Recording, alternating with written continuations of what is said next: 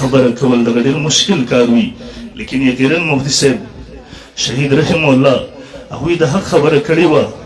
په هر میدان یې کړې وه او یقینا هغه ته الله رب ذوالجلال یو خپل عجیبه مزاج ورکړی و څه ورځو کې ورته زما هم خفګان راغی هغه وخت و چې دنیا کې چا مګر نه سپورټ کول ټول خلک دغه نه سیف دی زما ټول ملګري الحمدلله هغه سره څنګ به څنګ ولاړو ما ورسره خفګان راغی ما ورته ویل مفتي صاحب زه خبر شوی یم تاسو د پنجپیریانو هلته په رنګې جلسې ته تلئ ما ته خپل وضاحت وکړو زه تللی وم او د دې وجوهاتو نه تللی وم آینده به زه خیال ساتم پته راته نه وه ما ورته پلانکي سي کې ته ورغلی هغوی خپل پیج نه خبر ورکړی دی څو موقع یم دغسې راغلی ما چې ورته کله خبره کړې د ما ته انکار نه دی کړی البته اخرې کې ورته ما یو خبره کړې وه دلته هغوی حسن صاحب هم موجود دی دغه نور ملګري دلته زموږ یو ملګری بشیر صاحب د درې موجود دی تقریبا څوم رمضان و 23 یا 24 د ده پسې کې زموږ افطاري وه دیو زور لګو ما ته وایي چې زموږ ځي ته به افطاري ته لازمي راځي ما ورته درځم به خو مفتي صاحب سره زما خفګان دی په دې خبره د پنجپیریانو په حوالې سره ما ورته ویل چې کلیپ ریکارډ کړي دیو ما ته وایي چې کلیپ به دې مونږ واخلو ته به راځي ډاکټر صاحب موجود دی هغه پسې کې مونږ وو کوم یو ویډیو چلیږي ډاکټر صاحب د نیکه وفات شوی یو څوک وفات شوي زه هم دعا ته راغلی وم دی هم راغلی و بیا ډاکټر صاحب هم زور دا و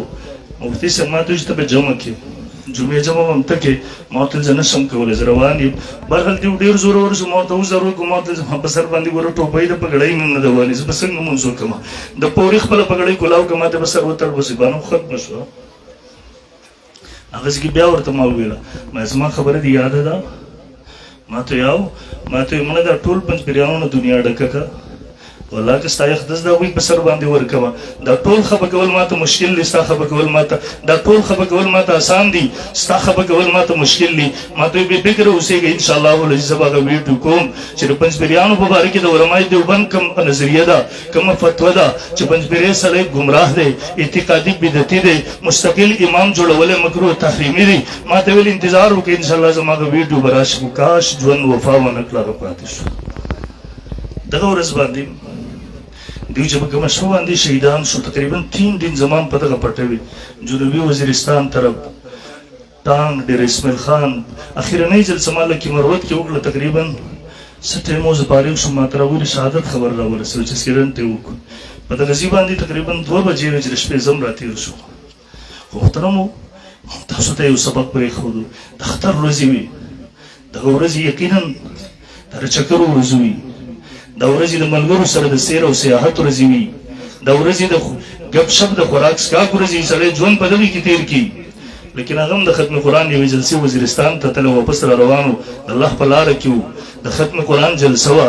مسافر و او بیا یو دغسې حادثاتي دغسې واقعه راځي د الله په لاره کې دغسې د مظلومیت په حالت کې ځي چې پوره انسانان یې د ځان سره دردمن کړله پوره انسانان یې د ځان سره وجړول هغه خلک هم چې هغه مخالفین وو یقینا زما ذهن کې نه راځي چې هغوی هم زړه په دغه درد نه یې کړی قسم دی زه په ټوله لار باندې را روان وم تر سبا پورې زما هم دماغو کار نه کوو زما هم دغه زړه چې څومره درد کړی و یو الله په هغې باندې خبر دی قسم دی که په الفاظو کې بیانېدی شي محترمو